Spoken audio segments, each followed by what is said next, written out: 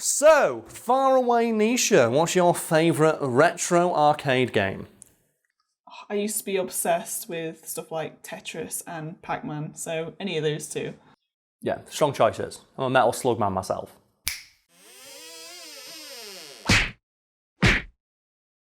In the near 5 decades since its initial release, the game Pong has been responsible for more lost quarters than baggy sweatpants and couch cushions combined, and it's collectively been played for more time than almost any other video game in human history. Curious then that it was invented by a guy who'd never touched a video game before as a training exercise. So obviously, to start with, who was this guy?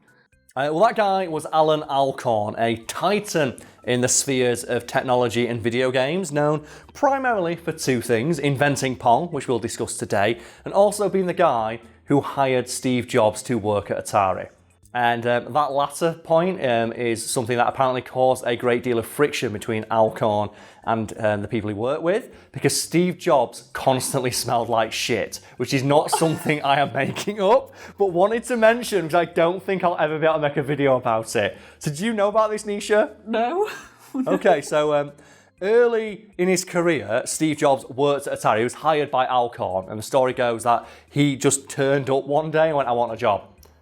And they went, "Have you got an interview?" I went, "No, but I'm not leaving until I speak to someone who's going to give me a job." And it turns out he dropped out of like art school or something to come work for Atari because he was just that passionate about technology. And they hired him. But Steve Jobs at the time ascribed to a fruitarian diet, which he wrongly believed would mean that he no longer produced any body odour, and as such did not wear deodorant. Oh no. And the story goes that Steve Jobs smelled like shit so bad that no one wanted to work with him, and in response Alcorn went, "Well, he's pretty good, I don't want to fire him, but he does really smell," so he put him on the night shift. So no one had to hang out with him. It's like, oh, that's a great idea. Oh god, like, presumably that'll be turned into a full video one day when I get around to it, but I just wanted to mention that because the idea that Steve Jobs constantly smelled like shit is really funny to me. Like, 'cause he was a billionaire. Okay, so bringing it back to Allan, what happened? Well, in 1972, shortly after... Oh no, I dropped my mug! Oh god. Oh no! Oh, I landed on carpet smashed? as well. Let's have a look. Oh no! Oh! Is it broken? That's dangerous. Yeah, it is. The handle snaps. Oh, that's a bad time. Do you know what the thing as well? I didn't drop it doing what I always do, like flipping a mug. I dropped it trying to put it back down on the table behind me and missed. Fuck's sake. Anyway, I guess that's staying in. So I'll clean that up after we've done this video. But the story goes that shortly after joining Atari in 1972, Alcorn was tasked by another industry legend, Nolan Bushnell, to create a simple video game based on table tennis for General Electric, like a huge client. Well, that sounds like it would have been a big contract. It would have been if it was real. And according to Bushnell, he only said that so Alcorn would take the task seriously. And dutifully, Alcorn went away and in 3 months created a prototype for what we would now understand to be Pong.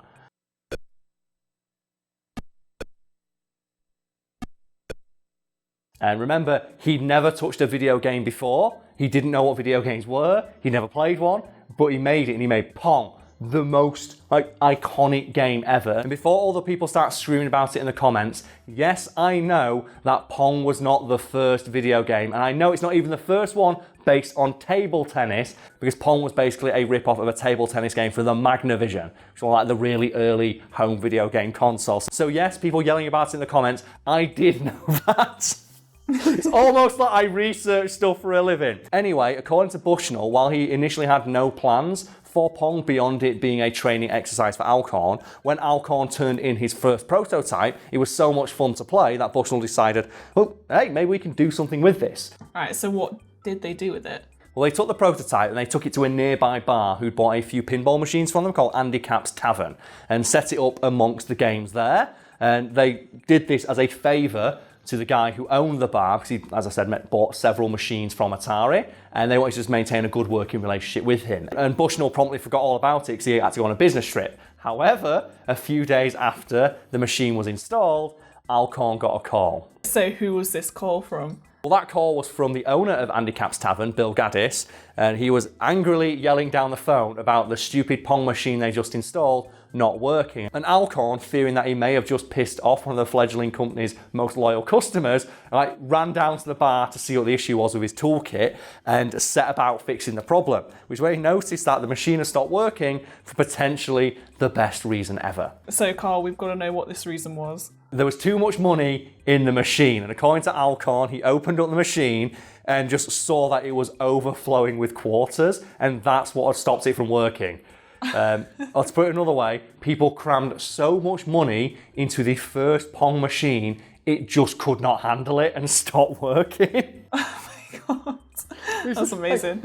And this is one of those moments in history that I would love to go back and just be a fly on the wall for. Because you've got to remember that when that prototype was made, nobody had ever seen anything like it before. And it had really cryptic writing on the front of it that just said oh, how to play, insert quarter, wait for ball to be served. And that was it.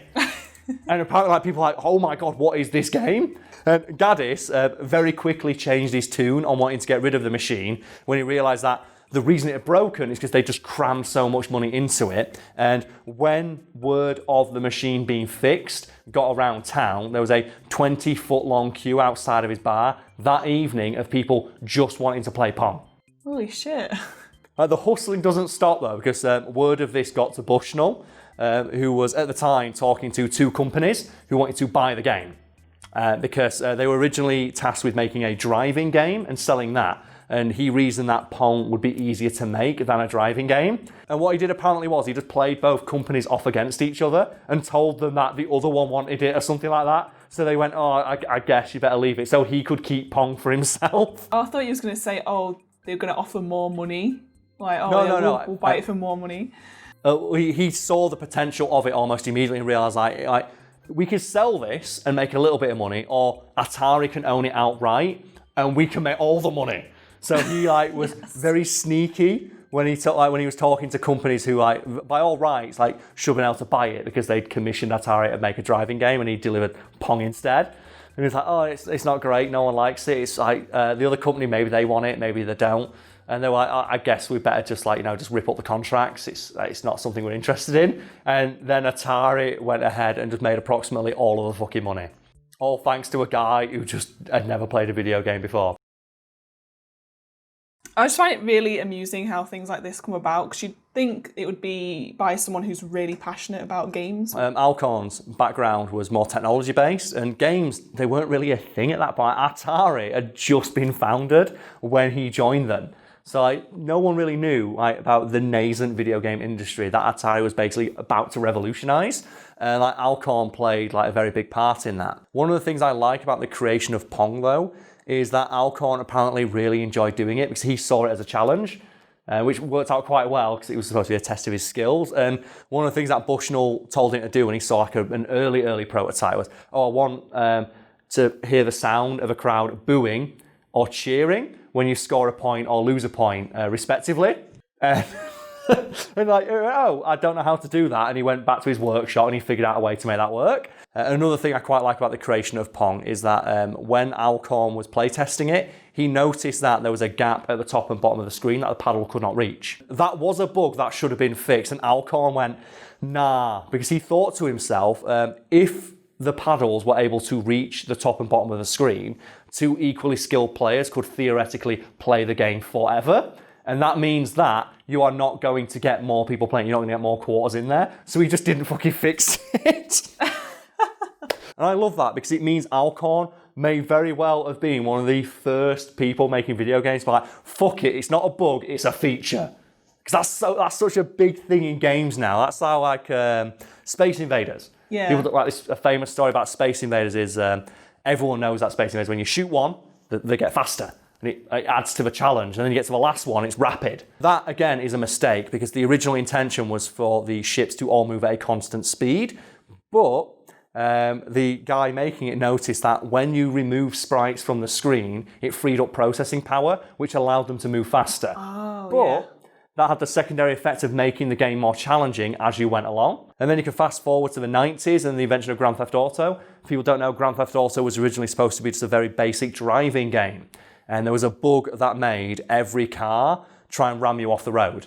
playtesters had more fun with that bug than they did playing the driving game. So they decided to build a game around that concept of cars continually trying to run you off the road, and that's Grand Theft Auto. I can remember when I was younger, I used to play Driver, like the first Driver, and then the second Driver as well. There was always a certain area on the road where if you drove like across it, your car just kind of like fell through the ground. Yeah, it just fell through the world into the void.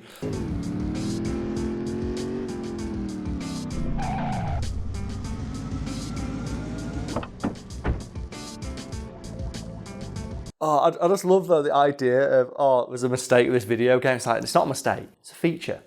Let's turn it into a full-fledged game. So that's like how combos in Street Fighter came about. So for people who don't know, the first Street Fighter game was exchanging single blows. And the story goes that during playtesting of an early build of Street Fighter 2, they noticed that you could string together multiple hits and special moves to create strings of attacks that could not be blocked. Or a combo, as people would know it today. And they thought that was a really neat idea that, a skilled player can combine all the various facets of a character's moveset to create these unblockable series of attacks that make certain characters more dangerous. And they doubled down on that, and now like combos are like a staple of the genre. But it started off as just a fucking mistake that someone's like, no, that's awesome, keep it in.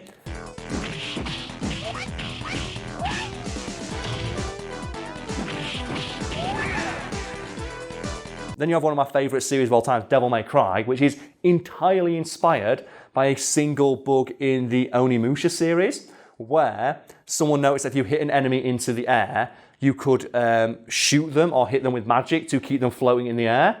And one of the designers thought that looked really cool, and then turned it into one of the core mechanics of Devil May Cry, which is hit an enemy into the air and then you can combo them while they are helpless. That's cool. It's like, oh, that's awesome, and I fucking love that. That's how you video games. And I want to see more of it. It's great.